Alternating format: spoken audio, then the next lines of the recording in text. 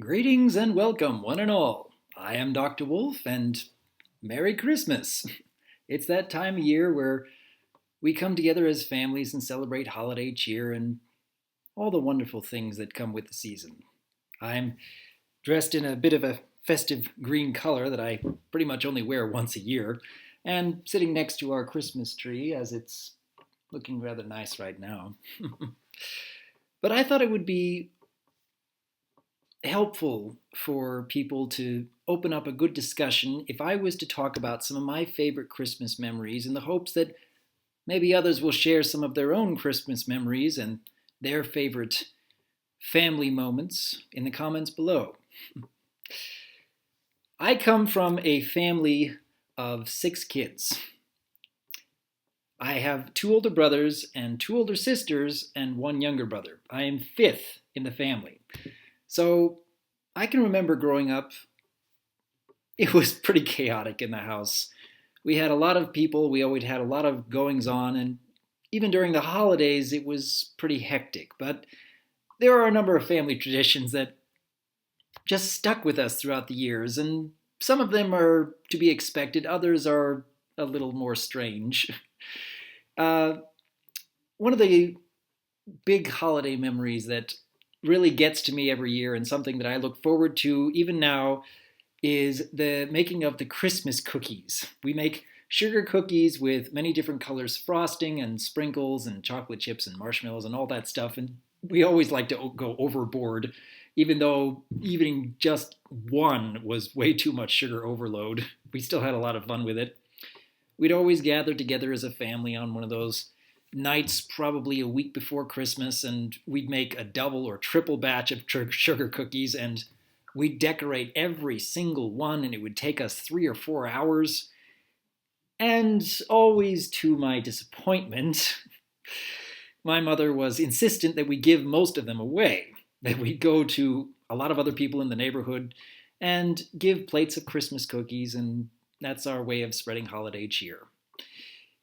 I can appreciate that a lot more now, giving away all those Christmas cookies, but as a child, that was a little hard for my mind to grasp at the time because I'd maybe get 2 or 3 for myself, even though we had made well over 100. um, One of the other big memories that I always had around Christmas is the music. And while we did spend a lot of time singing hymns together, especially on Christmas Eve, the music I'm thinking more is actually the music we'd be playing all throughout the month leading up to Christmas. That we had a couple of really fun CDs that we'd just play over and over and over and over. And one of those CDs was from Mannheim Steamroller. And that's probably a little more well known. Just selection of many different popular Christmas tunes set to many different kinds of instruments, and it's just so beautiful listening to those arrangements around Christmas time. They've always been one of my favorites. And if you haven't heard of Mannheim Steamroller, look them up. Give a few of those songs a listen, especially during Christmas time. Uh, One of the other CDs is not so well known. You'd know the characters, but I doubt people would really know this CD. And I would be surprised to see how many people actually have heard of this CD when I mention it. And that's actually, it's a Muppets Christmas CD starring John Denver, of all people. And again, I don't know how many people in the comments here even know who John Denver is. He's, even before my time, that's when he was popular. But for some reason, this one CD, along with Mannheim Steamroller, is something we'd play over and over and over again throughout the Christmas season, all through the entire month. It was just one of our favorites that we love to quote over and over, and that's mostly having to do with the Muppets themselves, because even in the middle of these songs, these classic Christmas songs, they come up with their randomness and their Muppetisms, for lack of a better word. Just fun stuff like that we love to quote and we'd love to sing with and just love to hear. Even on Christmas morning when we're opening presents, we'd have that CD on in the background, believe it or not. And again, If you haven't ever heard of this CD, and I bet a lot of you haven't, look it up. Just for fun's sake, look it up. See if you can find a couple of tracks that you get a giggle out of. Along with some of the more untraditional Christmas themes that we throw in around the holidays, we have a lot more of the traditional themes that some more families do, especially on Christmas Eve. We'd all gather around in the living room and we would read the Christmas story straight out of the Bible, out of several different books in the Bible. And for a way to keep the kids involved, because when you're trying to keep a 3-year-old or a 6-year-old's attention, it's hard to get them to just stick around for the entire Christmas story when you're just reading it out of the Bible. So what my parents did is that they'd have all the children dress up and play the parts. So one of my sisters was always going to play the part of Mary, and one of my brothers would play the part of Joseph, and I'd usually be a shepherd. And then we'd probably have my younger brother play the part of the angel. And we'd even get the pets involved because I grew up with both a dog and a cat. And just as a way to keep the kids involved, we'd dress up the dog and the cat as little animals, like pretending the dog was a sheep, and since I was the shepherd, I was herding the sheep. Just this little golden retriever dressed up as a sheep every year. And I can remember that the dog tolerated it fairly well. The cat didn't want to ever stick around, even though we kept trying.